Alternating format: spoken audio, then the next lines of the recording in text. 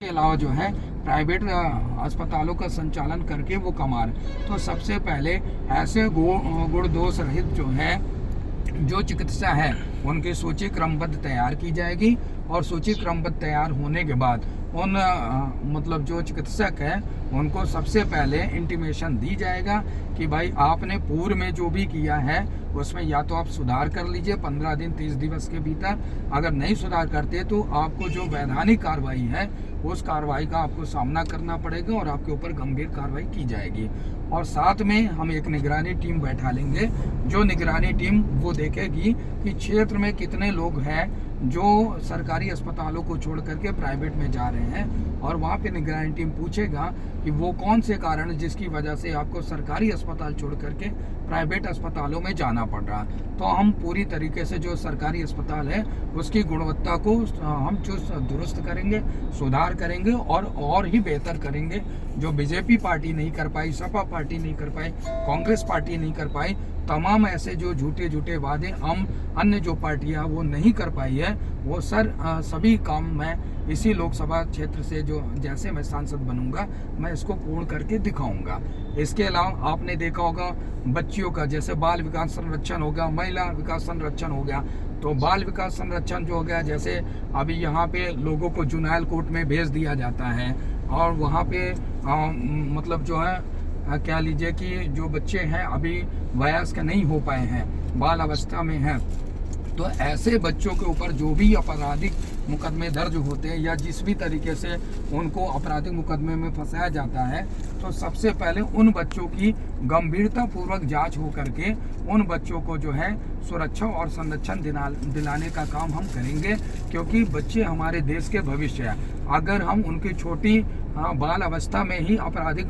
मामलों में अगर हम उनको संलिप्त कर लेंगे तो आगे वो भविष्य में जा करके अपराध का एक रूप ले लेंगे और अपराध को जन्म देंगे, अपराध का बढ़ावा हुआ। तो मैं चाहूँगा कि किसी भी तरीके से, चाहे वो महिला हो, चाहे वो पुरुष हो, चाहे वो बालिग हो, चाहे वो नाबालिग हो, कोई भी एक ऐसा नागरिक जो भी बेगुनाह हो और बिना किसी कारण से उसको आपराधिक मुकदमे में फंसाया जाए, ऐसे उन मुकदमों को हम त्वरित कार्रवाई करते हुए तुरंत का तुरंत निस्तारित करेंगे और उन्हें जो भी हारेसमेंट मिलेगा उसको कंपनसेशन अतिशीघ्र देते हुए उन्हें आगे बढ़ने का पूरा मौका हम देंगे। और रही बात हमारी जो बिजली की है, बिजली में यूनिट दर जो है लगातार हमारे जो बढ़ रहा है, हम पूरी तरीके से बिजली का जो है जो यूनिट है उसकी दरों को हम आधा कर देंगे। इसलिए लगभग आज से 7 से 8 रुपये प्रति यूनिट का यहाँ पे बिजली का दर है। और 7 से 8 रुपया बिजली तो बढ़ गई है, लेकिन इंडिया स्टैटिक डिपार्टमेंट के रूल के अकॉर्डिंग जो है लोगों की आमदनी नहीं बढ़ी है। एक तरफ मोदी सरकार कह रही है भारत को हमने विकसित कर दिया है, दूसरी तरफ मैं ये पूछना चाहता हूँ भारत को अपने विकसित किस तरीके किया है। आज लोग बेरोजगारी की चरम सीमा पे है, लोगों के ऊपर कर्ज का दर लगातार बढ़ता जा रहा है, तो आपने देश को विकसित कैसे किया। तो सबसे पहले जो विकसित का ये छलावा है इसको खत्म करके जो हमारा देश विकासशील है हम इसको वास्तविक रूप में इसको विकसित करने का हर वो कदम उठाएंगे। और वो विकसित तभी होगा जब हमारे प्रत्येक व्यक्ति की आमदनी 1 लाख रुपया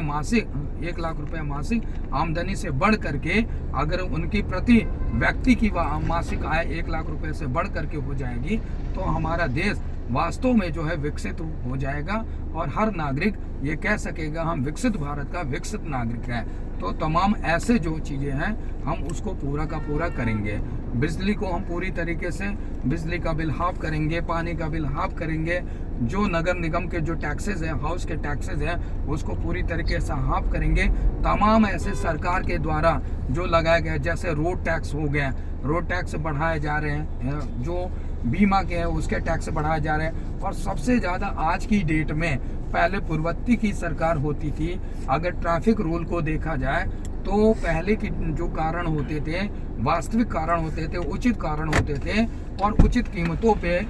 जो भी वाहन होते थे, परिवहन होते थे, उन पे उचित कारणों से उचित दामों पे जो है उनका चलान होता था। लेकिन आज की डेट में योगी की सरकार, मोदी की सरकार ये पूरी तरीके से वसूलने के लिए जो है ट्रैफिक यातायात पुलिस को एक शिकंजा दे रखा है कि भाई हमारा राजस्व बढ़ना चाहिए। और राजस्व तभी बढ़ेगा जब आप बेगुनाह बेबिना बात का जो है गाड़ी को आप रोकिए। जैसे हमारे ज़िले में अदर किसी ज़िले की गाड़ी आ गई तो आपको कुछ पूछने की ज़रूरत नहीं है, सबसे पहले आपको चालान करना है। तो चालान के बदले जो रेवेन्यू आती, जो आय बढ़ती है, उससे अपना भारतीय जनता पार्टी की सरकार अपनी आमदनी का एक स्रोत बना रखा है। तो सबसे पहले ये जो चालान का मुद्दा है, इन चालान के मुद्दे को हम पूरी तरीके से रोक देंगे कि भाई जो वास्तविक कारण है, अगर वास्तविक तौर से यातायात के नियमों को पालन अगर परिचालक नहीं करता है तो उसके ऊपर जो कार्रवाई होगी वो जायज़ होगी और जायज़ कीमत और दरों पे होगी, ताकि वो आसानी से पे कर सके। और यातायात के नियमों को हम ऐसा साप्ताहिक होगा, एक मासिक होगा, जो लोगों को जागरूक करने का काम करेगा, जिसमें यातायात के पुलिस अधिकारी होंगे, संबंधित उससे टीआई होंगे, टीएसआई होंगे, तमाम तरीके के उप निरीक्षक यातायात से होंगे, जो लोगों को जागरूक करेंगे।